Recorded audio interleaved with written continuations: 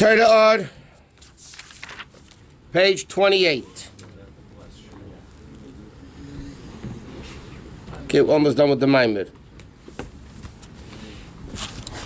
Okay, the last thing Alter Rebbe is explaining the difference between above Atzilus and Atzilus versus Atzilus to Bria to Yetzirah to Asiyah. And he gave a thing that's like two Mishalim with a Rav and Talmud. One is the Rav has to remove all the seichel he knows, not forgetting it, just moving it to the side and revealing it. And the second level is when the Talmud is a little bit connected, but the Rabbi cannot teach the Talmud the seichel as is. He has to put it through a mashal, through an analogy, a proverb. And that proverb is dealing with something else. Like he says, we're giving a mashal of spiritual revelation of godliness, and the analogy of it is light from the sun. I mean, light from the sun has nothing, which is physical, has nothing to do with ruchnius. Okay, so he says that even though the mashal is completely different completely, it's not the seichel, but that's the only way the Talmud is going to be able to get it. Okay, so that's the difference. Now, from Atzilus, the Bria, though, he said, is also yesh miyayin, because Bria, by definition, means something from nothing. So the Chochmah in Atzilus, like you said before in the Maamarim, is only the source of the level of Chochmah, but it itself is not Chochmah. Tangible Chochmah actually begins in the world of Bria. Okay, so now he says, 28, middle of the page. But then Patach Eliyahu continues and says, you were the one that brought out Etzed Tikunim. It's not completely separated from Hashem, even though there's a parsa. It's not something completely separated. Even though because of the parsa, there's no connection between after the parsa and before the parsa. Because Ord is part of the Mar, Ord is in the source, which is the revelation of the finite after the Tzimtzum. Everything is connected to him. And even Lanhog of ein Alman, to be able to run the world, Alman heim bechinas kelim. Alman, what do you mean to run the worlds? Worlds is the level of the vessels. Tov Aleph Alman d'chsufim, whatever that means. The Atzilus, Ir v'cher echad afil b'chinas kelim, that even the kelim of Atzilus, like it says, Dr. Tanya elaborates, but it's from the Zayar, Ir v'cher echad, in Atzilus, the light is godliness, and Gamoy echad, and the kelim, even the kelim of Atzilus, are not separated kelim, but they're a part of Hashem. He gives the analogy, you picture something physical in your brain. But that doesn't mean I picture this recorder in my brain. That doesn't mean the recorder is in the brain. I'm picturing it in my brain, it's in my brain, but obviously the recorder is not in the brain. Kevin Damon. Okay, that the brain has within it the gashmistic thing. Even though it has nothing to do with Hashem. In other words, saying like this, even though the mashal that he's saying, which is, it says it's not really a mashal, the whole world is included in Elokus. Even though there was this tzimtzum, even though there was the removal, even though there's the parsa, even though there's all these separations between Hashem and world, nevertheless, it's all included in Hashem. And he gives the mashal that a person pictures in their brain a physical stone, an inanimate object, which is the lowest of the low. Yeah? So, he's still, even though the stone and his brain have absolutely nothing in common, nevertheless, the stone in thought is still in the brain. So he says, even though world and Hashem have absolutely nothing to do with each other, but it's still included in Hashem, even though he says it's not a good mashal at all. Mikama came ksas min aksas, a little of little. Yochel amaskal is bein alaskal derech hanimshul min hamashal hazeh. Meaning, what can we learn from this mashal of the brain having in it the physical stone that he thinks? Just like the person has the ability in his thought. The thought has the ability to picture something physical in the brain. Right? You can picture something physical in the brain. Even though this physical object has nothing to do with the brain. The stone is not actually in the brain. And there's no connection to the brain whatsoever. Okay, yet the brain has the ability to connect that that the stone could be in the brain. Now, even though the stone and the brain have nothing to do with each other, so how much more so, by the way, is with the world and Alukus? Because brain is limited, physical, and the stone is limited and physical, except that the brain is much, much, much, much greater than the stone. But they're still connected because they're both physical and they're both limited. So really, it's not a good mashal and it's not a good analogy for the world, which is physical, and Hashem, which is above physical and spiritual. But he says a little bit we can have an understanding from the mashal of machshava that just like machshava has in it that the stone, right? Even though it's nothing to do with the stone, it could still have it in his brain. V'sham l'mayla, hey mechubarim yisar kol echad v'lo yipadu. We can picture that in our mind. We are all in a world of separation. That's whatever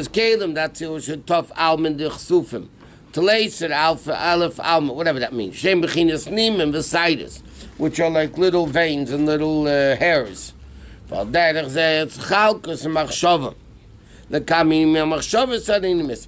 Okay, so the Pearl Alter Rebbe says, what does it mean? Antu dapika sasa tikunin. He says, l'chayra, based on everything he spoke before in the Maimer, world and Hashem have absolutely nothing to do with each other. First, he removes it all completely, and then he recreates the Kavanchut, the first revelation. And then it comes to a level of another parsa, that in reality, Hashem and world is nothing, yet in the Patach Eliyahu it says, Antu dapika sasa tikunin. You still brought out 10 spheres. Why? Because the greatness of, like he gives the analogy of machshava. Machshava can picture a stone in it. Mamish picture the stone in the brain, and nevertheless it's not connected at all. So Hashem has the world, even though he's not connected, but he still controls the world. In a direct way, by the way. And then he says, in the spheres come, one long, one short, one in the middle. In a chesed, nikra arich. Chesed is called long, lefisho mispashid, lamata. Why is chesed? Okay, in Patach Eliyahu he says like this, you give the 10 spheres. Okay, over there it's right, left, middle, right? That's what he says in Patach Eliyahu. Look at the Kabbalah charts. Right, left, middle, right, left, middle. Okay, so he says, you bring out 10 spheres. One long, one short, and one in the middle. So he says, what does one long mean? He said, that's the attribute of chesed. Because what is chesed? Chesed comes from a very high place to a very low place. So it's long. He said, like mayim, yardim imakim gaveya lemakim namuch. Mayim, water, which is chesed, goes from a very high place to a very low place. So therefore it's called long. Gvura hein memata l'mayla. But gvura that goes the opposite way, like fire, from lower to higher. Nikra kotzi is called short. Shumakatsu l'magbal ashpasa chesed. Because what does gvura do? Gvura limits the amount of chesed. You need, too much chesed is no good. Too much gvura is no good. Right? Like Chassidus explains that Avram Avinu was unlimited chesed. Because he was unlimited chesed, he gave birth to Yishmael. Yeah? Somebody sent me, the Medrash says, by the Akedah, Hashem said to Avram, Kach nos bincha, take your son. So he said, I have two sons. He says, Asher ahavta, the one you love. He said, I have two, I love them both. He said, finally, yes, Yitzchak. Yeah? So somebody said, why do Jews always ask too many questions? If Avram would have taken Yishmael and shechted him, we wouldn't have so many problems today. Yes. That's too many questions. Which one? God should take your son and kill him. He should have taken Yishmael and killed him.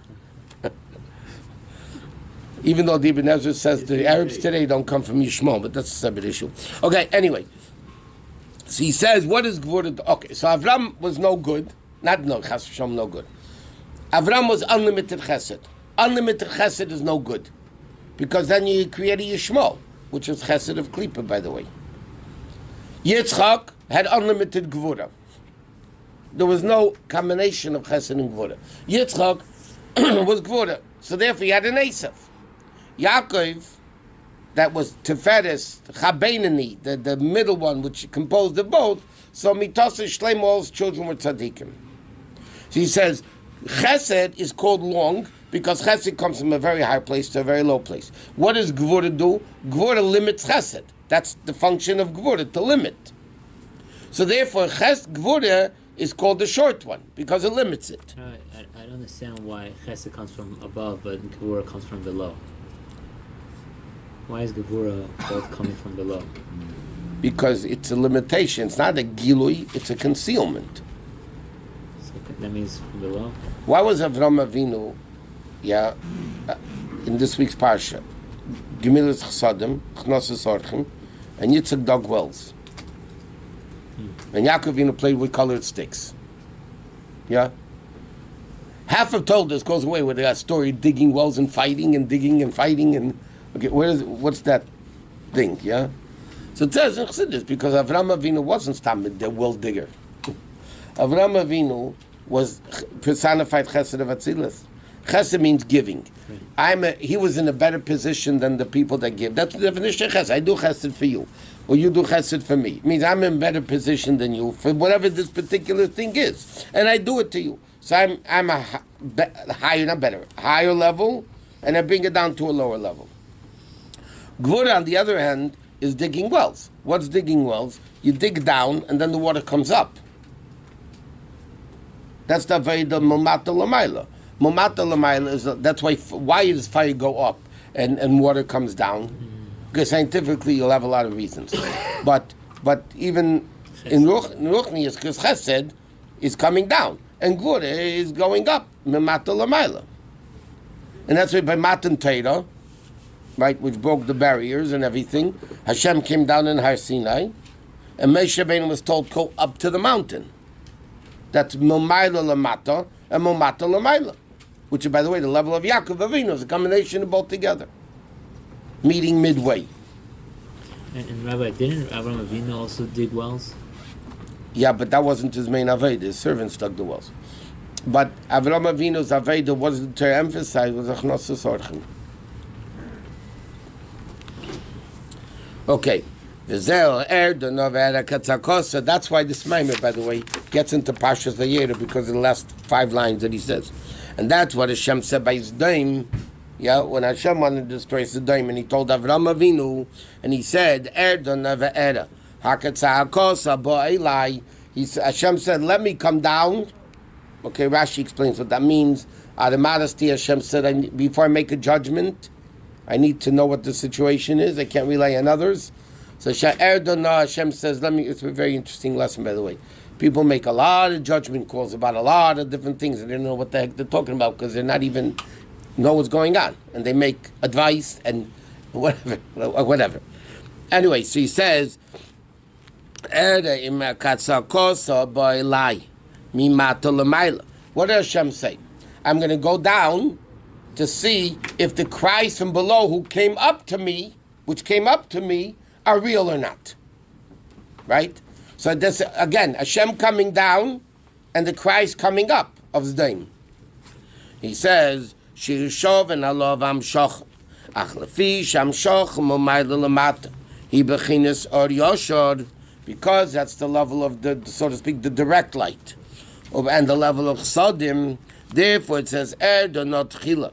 Let me first come down, and then Erda, then I could see if Mumata Lamaila is going up.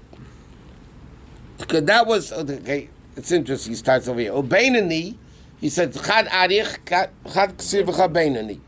So that's Chesed and Gvura, Mumayla Lamata, Mumata Lamaila. And then Beinani is at the level of Rachmanis, which is the mamut between a Chesed, which is the intermediary between Chesed, which doesn't differentiate Afal Pishein Hogun. Unlimited Chesed gives to people that don't deserve it. That was Avraham Avinu's problem, so to speak. He was so kind, he didn't know where to hold back the kindness. He just gave it to everybody, which is not good. A kid wants to do whatever they want, play with a knife and not go to school and not do anything. You give me a nice father and just let him do it. But obviously it's no good.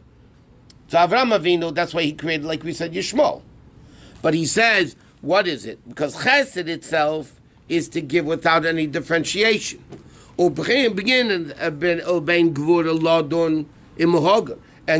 is the testing to see yeah or no. So Rachmanis, hu mamutza, what does Rachmanis do? Even though he might not deserve it, you give it to him anyway. That's the level of Rachmanis. What's pity? I have Rachmanis on somebody, means they don't necessarily deserve it. They didn't work for me, they didn't do something, whatever. And nevertheless, I'm thinking, so it's not Chesed. Chesed is giving without any limitation. Rachmanis is, yeah, the person might not deserve it, but I have pity on him. Somebody you love a lot, you don't have Rachmanis on. There's no reason to have Rachmanis. Okay, let's just start the next member. Edana, he says, the word haketzah, if the cry, of that girl that Rashi says the whole story, they killed her with bees and all that. Anyway, Lashon Nekeva.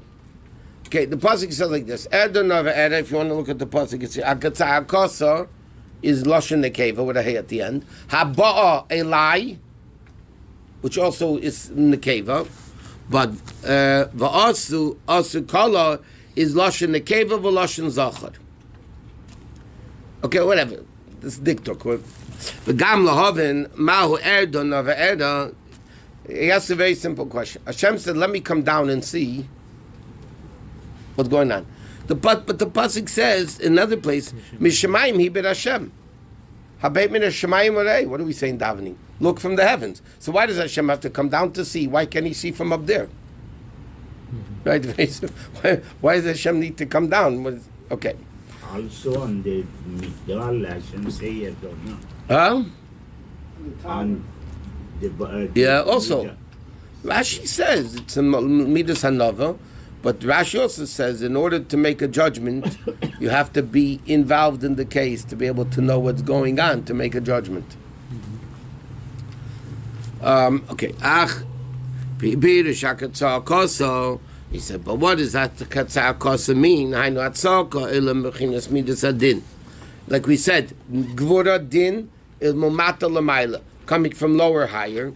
She bechinas malchus shenika din dina. Din. Malchus is called din. Why? Because dina the malchus dina. Simply it means the law of the land is the law, but dina the malchus dina, which means malchus is din. Rakshi din rafya melech b'mishpat yamid others, but it's not din like gvura.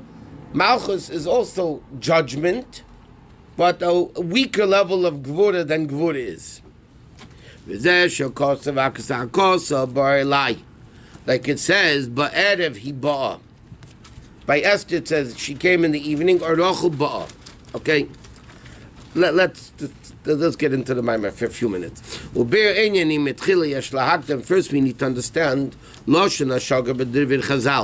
a very common expression in Gemara or in all over Medrash.